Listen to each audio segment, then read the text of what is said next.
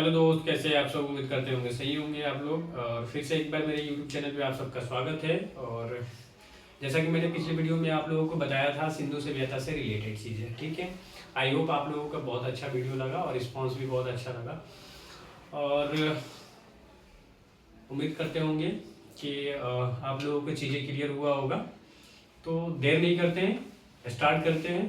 तो स्टार्ट करने से पहले एक बार प्लीज़ आप लोग अपने दोस्तों के पास शेयर कर दें। चलो स्टार्ट करते हैं। तो आज के सेशन में जो है वो आपका वैदिक काल हम लोग देखेंगे, वैदिक काल है ना। तो जैसे कि हमने पिछले वीडियो में सिंधु सभ्यता के बारे में सारी चीज़ें डिस्कस किया था, तो उसके आगे हम लोग आज देखेंगे वैदिक काल, ठीक है। तो वैदिक काल जो है, सबसे पहले है वैदिक काल को हम दो भागों में बांटते हैं। कितने भागों में? दो भागों में, ठीक है। अब जो है दो भागों में पहला जो है आपका ऋग्वेद काल आएगा और दूसरा जो है उत्तर वैदिक काल आएगा, ठीक है। आई होप इतना आपको क्लियर हो गया होगा। तो वैदिक काल को कितने भागों में? दो भागों में बांटते हैं, ऋग्वेद काल में और आपका उत्तर वैदिक काल में। अब आता है कि जो ये दोनों काल थे, यानी तो इनका टाइम क्या रहा होगा, ठीक है। तो आई होप कि ये आप लोगों को क्लियर हो गया होगा कि दो भाग में। तो हम आज जो देखेंगे वो आपका ऋग्वेद काल में हम लोग देखेंगे, ठीक है। ऋग्वेद काल, फिर नेक्स्ट पार्ट में हम लोग उत्तर वैदिक काल देखेंगे। तो अब देखो, अब जो टाइम पीरियड के हम बता रहे थे, तो ऋग्वेद काल का टाइम पीरियड रहा है वो 1500 ईसा पूर्व से लेके 1000 ईसा पूर्व तक आपका टाइम पीरियड रहा है। किसका? ऋग्वेद काल का, ठीक है। अब जहां पे ऋग्वेद काल बंद होता है वहीं से टाइम हमारा स्टार्ट होता है उत्तर वैदिक काल। तो पहला जो आपसे क्वेश्चन सीधे सीधे पूछे जाएंगे कि जो ऋग्वेद काल का टाइम पीरियड रहा है वो कितना रहा है, यानी कितना ईसा पूर्व रहा है। तो आपको ध्यान में रखना है कि 1500 ईसा पूर्व से लेकर 1000 ईसा पूर्व तक ऋग्वेद काल रहा। 1000 ईसा पूर्व से लेकर 600 ईसा पूर्व तक हमारा उत्तर वैदिक काल माना जाता है, ठीक है। आई होप इतना क्लियर हो गया होगा। तो अब हम देखेंगे ऋग्वेद काल में। तो ऋग्वेद काल जो है ये आपका आर्यों द्वारा एक निर्मित काल थी, ठीक है। तो सबसे पहले भारत में जो आर्य आके बसे वो कौन सा जगह रहा है। तो आपको ये सीधे सीधे सवाल पूछे जाएंगे कि आर्यों द्वारा भारत में सबसे पहले कहाँ आके बसे हुए थे। तो आपको ये ध्यान में रखना है कि आर्य सर्वप्रथम पंजाब और अफगानिस्तान में आके बसे हुए थे भारत में, जबकि मैक्स मूलर के अनुसार आर्यों का मुख्य निवासी जो था वो आपका मध्य एशिया माना गया है। आई होप ये क्लियर हो गया होगा। फिर से एक बार सुन ले आप कि आर्यों का जो ऋग्वेद काल था वो 1500 ईसा पूर्व से लेके 1000 ईसा पूर्व था और आर्य सर्वप्रथम भारत में पंजाब और अफगानिस्तान वाले भाग पे आके बसे हुए थे। मैक्स मूलर के अनुसार जो था वो आपका मध्य एशिया आर्यों का निवास माना गया था, ठीक है। अब जो है कि आर्यों द्वारा जो भाषा बोला जाता था उस भाषा को हम बोलते हैं संस्कृति भाषा, यानी संस्कृत की भाषा वो लोग इस्तेमाल करते थे। आई होप इतना आपको क्लियर हो गया होगा। अब आर्यों का द्वारा एक प्रशासनिक इकाई बनाया गया था। अब उस प्रशासनिक इकाई को 5 भागों में लगभग बांट दिया गया था। तो आर्यों के द्वारा प्रशासनिक इकाई को कितने भागों में बांटा गया? 5 भागों में लगभग बांट दिया गया था। पहला आपका कुल हो जाएगा, दूसरा ग्राम, तीसरा विष, चौथा जन और राष्ट्र लास्ट वाला था। तो आपको सीक्वेंस में ध्यान रखना है, पहला कौन सा? कुल, दूसरा आपका ग्राम, तीसरा आपका विष और चौथा आपका जन और लास्ट वाला राष्ट्र। तो इनका जो प्रशासनिक इकाई था वो 5 भागों में इस तरह से डिवाइड था, यानी बांटा गया था। अब यहाँ देखेंगे कि आर्यों द्वारा एक सभ्यता निर्मित किया गया था। उस सभ्यता का नाम क्या था? तो आर्यों द्वारा जो सभ्यता निर्मित थी वो वैदिक सभ्यता कहलाई। कौन सा सभ्यता कहलाई? वैदिक सभ्यता कहलाई। तो सीधे सीधे आपसे ध्यान में रखना है कि क्वेश्चन यहाँ से बन सकते हैं कि आर्यों द्वारा निर्मित सभ्यता क्या कहलाती है। तो वैदिक सभ्यता कहलाती है। इस सभ्यता को हम ग्रामीण सभ्यता भी नाम से जानते हैं। आई होप इतना आपको क्लियर हो गया होगा, ठीक है। उसके बाद जो है कि ग्राम, इसमें जो थे ग्राम के मुखिया ग्रामीण कहलाए, विष के प्रधान विषापति कहलाए और जन के राजन कहलाए। ये आपको ध्यान में रखना है। तो आई होप ये इतना आपको क्लियर हो गया होगा कि ग्राम का मुखिया ग्रामीण, विष के प्रधान विषापति और जन के राजन राजन कहलाए। क्या कहलाए? राजन कहलाए। आई होप इतना क्लियर हो गया होगा। ठीक है, अब जो ये इकाई थी ये जो 5 भागों में बांटा गया था, तो कुल, ग्राम, विष, जन, राष्ट्र, ये अलग अलग कुछ मतलब प्रशासनिक इकाई बांटी गई थी, किस विभाग को किस जगह पे रखना है। तो वो इस तरह से डिवाइड करते हैं कि राज्य अधिकारियों को पुरोहित एवं सेना प्रमुख बनाया गया था। तो जो राज्य के अधिकारी लोग थे उनको क्या बनाया गया था? पुरोहित एवं सेना प्रमुख बनाया गया था। आई होप इतना आपको क्लियर हो गया होगा। ठीक है, उसके बाद जो है एक आता है पूर्व नाम के उपयोग किया गया है ऋग वैदिक काल में। तो पूर्व जो है वो दुर्गपति जनता की गतिविधियों देखने के लिए गुप्तचर एक विभाग होता था। तो पूरब जो है वो आपका जनता की गतिविधियों को देखने के लिए एक गुप्तचर विभाग गठित किया गया था जिसका नाम था पूरब। ठीक है, आई होप इतना आपको क्लियर हो गया होगा। उसके बाद जो है एक आता है वर्जपति, है ना। तो वर्जपति भी एक गठित किया था। तो वर्जपति जो था वो आपका गोचर भूमि के अधिकारी थे। कौन सा भूमि के? गोचर भूमि के एक अधिकारी थे।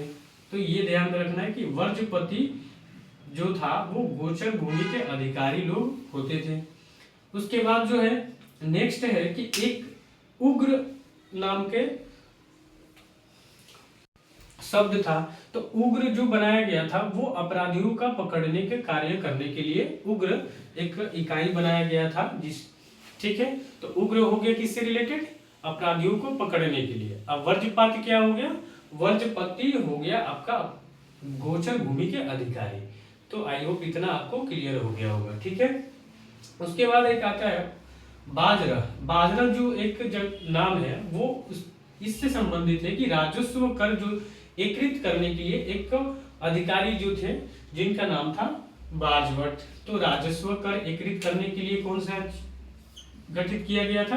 बाजरा। उसके बाद एक आता है कि एक और गठित किया गया था जिसका नाम है सजा।